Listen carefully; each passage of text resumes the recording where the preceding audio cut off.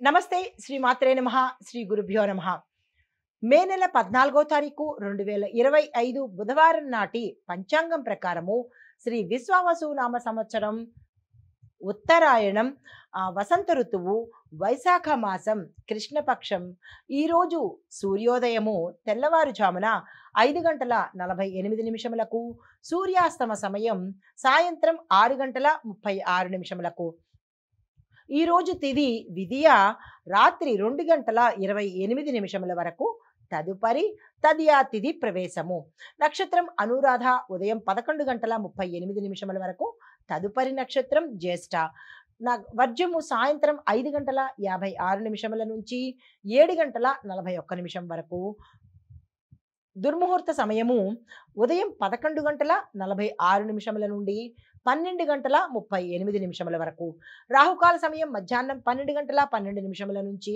మధ్యాహ్నం 1 గంట 48 నిమిషముల వరకు తదుపరి యమగండ కాలము ఉదయం 7 గంటల 24 నిమిషముల నుంచి ఉదయం 9 గంటల వరకు బ్రహ్మ ముహూర్త సమయము తెల్లవారుజామున 4 గంటల 12 నిమిషముల నుంచి తెల్లవారి 5 గంటల వరకు అమృత ఘడియలు తెల్లవారుజామున 4 గంటల 27 నిమిషముల నుంచి ఉదయం 6 గంటల 12 నిమిషముల వరకు అభిజిత్ ముహూర్తము ఈ రోజు లేదు. ఇది నేటి పంచాంగం. నమస్తే. మే నెల 14వ తారీఖు 2025 నాటి దిన ఫలితాలలో ఈరోజు మేషాది ద్వాదశ రాశుల వారికి గ్రహస్థితులు ఎలా ఉండబోతున్నాయి అనే అంశంలో చంద్రుడు ధనుస్సు రాశిలో ఉదయం 11 గంటల 25 నిమిషాలకి ప్రవేశం చేశాడు.